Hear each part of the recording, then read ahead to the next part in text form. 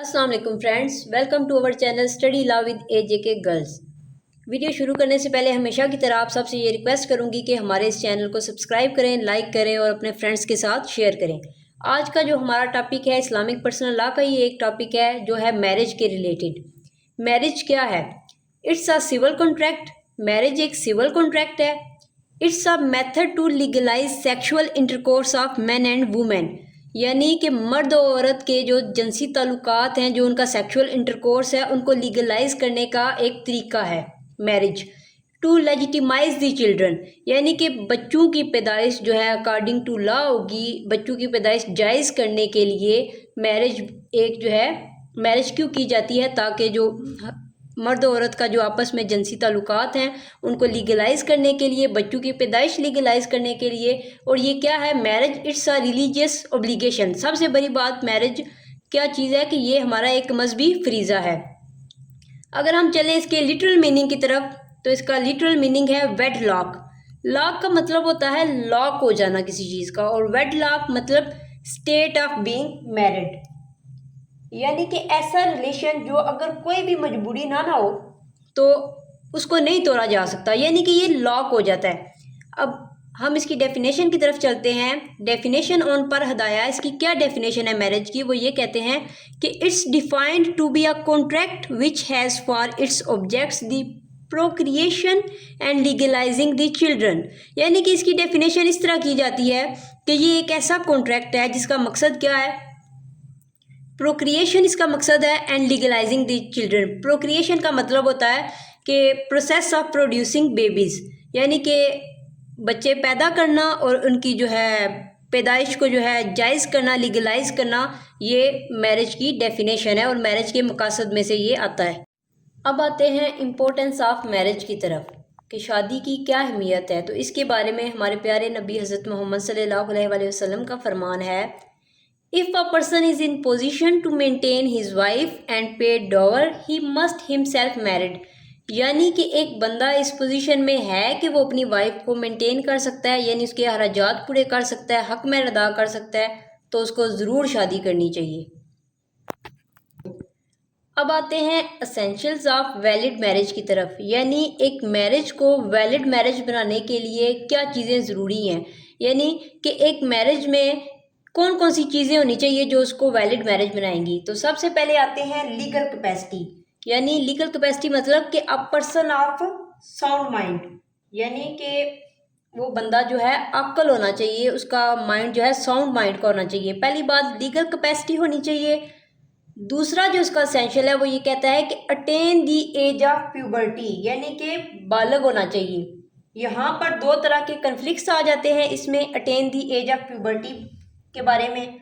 एक शरिया लॉ और एक तज़ीराती लॉ है। जो हमारा जो शरिया लॉ है ना, वो एज ऑफ प्यूबर्टी के बारे में ये कहता है कि the person who can perform sexual intercourse and to able to for reproduction, तो वो ये शादी कर सकता है। यानी कि हमारा जो शरिया लॉ है वो ये कहता है कि एक बंदा जो सेक्सुअल इंटरकोर्स परफॉर्म कर सके और रिप्रोडक्शन कर सके तो उसको बालग ही कहेंगे, यानी कि एक बंदा जो शक्ल से भी बालग लगता हो और शऊर रखता हो शादी के बारे में, तो वो बालग है। जैसे कि अगर 9, 10, 11, 12, 13 साल का बंदा भी अगर जो है वो सेक्सुअल इंटरकोर्स परफॉर्म कर सकता है और रिप्रोडक्शन कर सकता है, उसको शादी के बारे में शऊर है, तो हमारा शरिया लॉ कहता है कि उसको भी बालग कहेंगे। लेकिन जो हमारा तज़ीराती लॉ है, लॉ ऑफ लैंड है, वो इसके बारे में ये कहता है दी मैरिज रिस्ट्रेंट एक्ट 1925 के अकॉर्डिंग हर वो मेल जो 18 साल का है और जो फीमेल जो 16 साल की है ना, उसको अडल्ट कहेंगे। यानी कि एज ऑफ प्यूबर्टी के बारे में शरिया लॉ में और जो हमारा लॉ ऑफ लैंड है उसमें कन्फ्लिक्ट आ जाता है। तीसरा इसका एसेंशियल जो है वो कहता है कि प्रपोजल एंड एक्सेप्टेंस, यानी कि एक ही मीटिंग में एक ही वक्त में दोनों बंदों की रजामंदी ज़रूरी है, तभी तो शादी जैसे निकाह किया जाता है, तभी तो एक तरफ से प्रपोजल किया जाता है, दूसरी तरफ से एक्सेप्टेंस होती है। चौथा जो इसका एसेंशियल है वो है डॉवर, हक में, यानी इसके बारे में हज़रत अली का भी फरमान है, नो डॉवर नो मैरिज, अगर हक में नहीं तो शादी भी नहीं। फिर इसका जो पांचवा एसेंशियल है वो है प्रेजेंस ऑफ विटनेस, गवाहों का होना ज़रूरी है, 2 मेल हों अडल्ट हूँ, मुसलमान हूँ, सुन्नी स्कूल ऑफ थाट के मुताबिक जो है ये विटनेस होनी चाहिए, और शिया स्कूल ऑफ थाट के मुताबिक जो है गवाहों का होना ही ज़रूरी नहीं है। और इसका जो छठा एसेंशियल है वो ये कहता है कि it must not be prohibited under sharia, शरिया ने इसको प्रोहिबिट ना किया हो। तो अगर किसी भी मैरिज में ये 6 चीज़ें जो है इन 6 चीज़ों की प्रेजेंस होगी तभी वो मैरिज है जो वैलिड मैरिज होगी, अदरवाइज वो मैरिज वैलिड मैरिज नहीं होगी। अब आते हैं काइंड्स ऑफ मैरिज की तरफ। तो मैरिज की 3 काइंड्स हैं, वैलिड मैरिज, इरेगुलर मैरिज और वॉइड मैरिज। वैलिड मैरिज जैसा कि हमने पढ़ा 6 एसेंशियल्स पढ़े हैं कि अगर वो किसी भी मैरिज में अगर वो 6 के 6 एसेंशियल्स जो हैं वो प्रेजेंट होंगे तो वो मैरिज वैलिड मैरिज होगी। अब आते हैं इरेगुलर मैरिज की तरफ। इरेगुलर मैरिज कौन सी मैरिज होती है?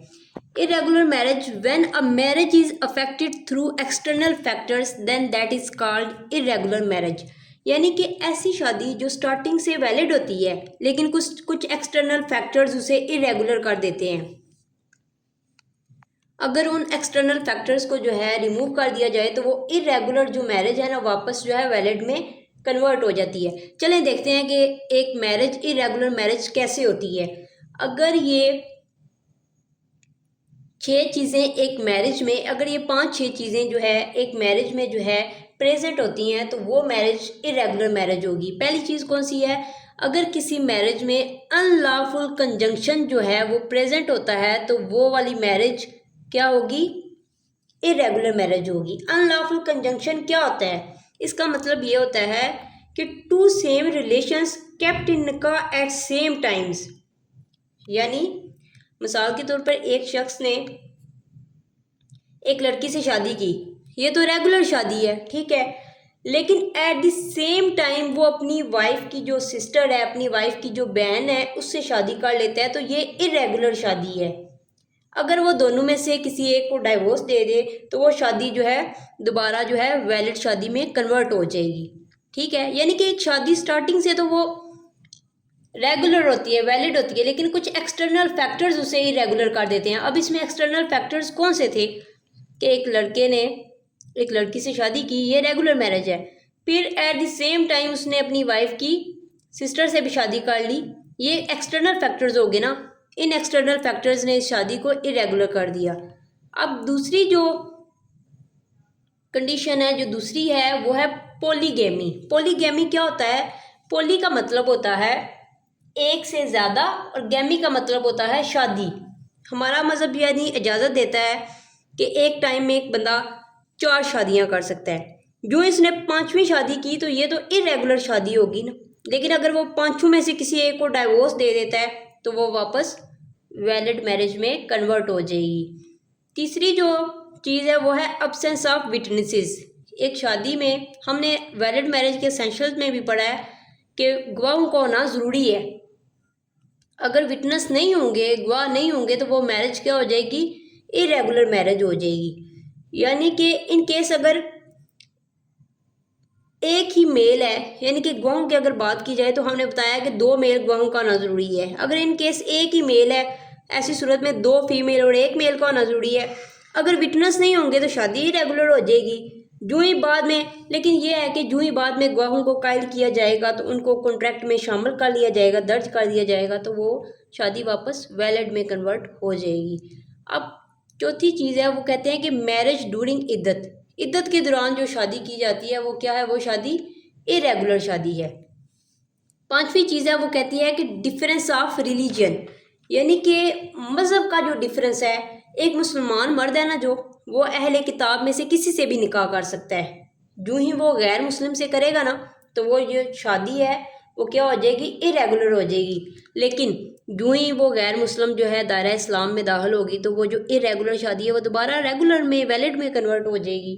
लेकिन मुसलमान जो औरत है, मैंने बात की कि मुसलमान मर्द अहले किताब में से किसी से भी निकाह कर सकता है, यानी कि तौरात, ज़बूर, इंजील को फॉलो करने वालों में से किसी से भी निकाह कर सकता है। लेकिन जो मुसलमान औरत है ना, वो सिर्फ मुसलमान मर्द से ही निकाह कर सकती है, वो किसी भी दूसरे वर्शिपर से निकाह नहीं कर सकती। मैरिज की जो तीसरी काइंड है वो है void marriage. Void marriage is invalid from its beginning and can not be made valid. Wide marriage ऐसी मैरिज होती है जो स्टार्टिंग से ही, बिगिनिंग से ही जो है इनवैलिड होती है और उसको वैलिड नहीं बनाया जा सकता। ठीक है, ऐसी शादी जो शुरू से ही अनलॉफुल हो, वाइड हो, इसको दूसरे अल्फाज में जो है एब्सोल्यूट प्रोहिबिशन भी कहते हैं। तो ये जो 5-6 जो है सिचुएशंस हैं, 5-6 ये जो कंडीशंस मैंने बताई हुई हैं, ये चीज़ें अगर किसी मैरिज में जो है शामिल होंगी, प्रेजेंट होंगी, तो ऐसी मैरिज जो है वॉइड मैरिज होगी। तो पहली क्या है? पहली है कंसेंग्विटी। इसका मतलब क्या होता है? Relationship by blood. इसका मतलब होता है रिलेशनशिप बाय ब्लड, यानी कि खूनी रिश्ते से शादी करना वॉइड है और उससे पैदा होने वाले बच्चे भी जाहिर है नाजायज़ समझे जाएंगे, उसको विरासत में से किसी किस्म का कोई शेयर नहीं मिलेगा। जैसे कि भाई का बहन के साथ निकाह, भांजे का हाला के साथ, भतीजे का फूफी के साथ, फूफो के साथ। यानी अगर किसी मैरिज में कंसेंग्विटी होगी तो वो मैरिज जो है शुरू से ही, बिगिनिंग से ही वो वॉइड मैरिज होगी और उसको कभी भी वैलिड मैरिज नहीं बनाया जा सकता। दूसरी चीज़ आ जाती है एफिनिटी। एफिनिटी क्या होता है? ऐसे रिश्ते जो हमारे जो है एफिलिएशन से बनते हैं, जो हमारे प्यार के रिश्ते होते हैं। यानी कि एफिनिटी जो है एक बंदे को, एक आदमी को किससे शादी करने से रोकती है कि यानी कि वो अपनी वाइफ की मदर या ग्रैंड मदर से हाउ हाई सो एवर शादी नहीं कर सकता, अपनी वाइफ की डॉटर और grand daughter how low so ever. ठीक हो गया? यानी कि ऐसे रिश्ते जो हमारी एफिलिएशन से बनते हैं ना, उनसे शादी नहीं कर सकता कोई भी मर्द। अगर वो करता है तो वो शादी जो है वॉइड शादी होगी, वॉइड मैरिज होगी। तीसरी चीज़ आ जाती है फोस्टर एज। फोस्टर एज क्या होता है? रज़ाई जो रिश्ता होता है, यानी कि फोस्टर एज में यह है कि रज़ाई माँ से शादी नहीं हो सकती और ना ही उसकी उस बेटी के साथ शादी हो सकती है जिसको एट द सेम टाइम वो उस बच्चे के साथ। के फोस्टर एज में यह है कि रज़ाई माँ से शादी नहीं हो सकती और ना ही उसकी उस बेटी के साथ शादी हो सकती है जिसको एट द सेम टाइम वो उस बच्चे के साथ फीड करवा रही है। यानी कि एक बच्चा है, उसकी कोई रज़ाई माँ है, ठीक है, और उस औरत की समझ लें 2 बेटी हैं, ठीक है। तो ये औरत है जो एट द सेम टाइम इस बच्चे को, ठीक है, और अपनी इस बेटी को at the same time in दोनों को फीड करवा रही है। तो इस बच्चे की, इस लड़के की इस बेटी के साथ जो है शादी नहीं हो सकती। हाँ, ये जो है, ये जो उस औरत की बेटी है एट द सेम टाइम इसको उस लड़के के साथ, बच्चे के साथ फीड नहीं करवा रही ना, तो ये शादी जो है इससे शादी कर सकता है। लेकिन अगर एट द सेम टाइम उस लड़के के साथ अपनी जिस बच्ची को वो फीड करवा रही है, अपनी एज फेलो, अपनी फीड फेलो से वो शादी नहीं कर सकता। अगर वो करता है तो वो शादी वॉइड शादी होगी, बातल शादी होगी। अब आता है पॉलीएंड्री। पॉलीएंड्री का मतलब क्या होता है? जब एक औरत सेवरल मेन से शादी करती है, जब एक औरत जो है एक से ज़्यादा मर्दों से शादी करती है। इस्लाम में एक फ़ीमेल है जो एक निकाह में रहते हुए दूसरा निकाह नहीं ना कर सकती। अगर वो करेगी तो वो क्या है? वॉइड है, बातल है, ठीक है, और इसको कभी भी वैलिड नहीं बनाया जा सकता। 5वीं चीज़ आती है होमोसेक्स। होमोसेक्स का मतलब ये होता है कि सेम सेक्स वाले आपस में शादी नहीं कर सकते। अगर वो करते हैं तो ये शादी वॉइड शादी है। यानी कि अगर ये 5 चीज़ें एक शादी में जो है प्रेजेंट होंगी तो वो शादी जो है वॉइड समझी जाएगी और उसको कभी भी वैलिड नहीं बनाया जा सकता। ये था हमारा लेक्चर मैरिज के मतलब। अगर आपको किसी भी किस्म का कोई क्वेश्चन हो तो आप वो कमेंट सेक्शन में पूछ सकते हैं।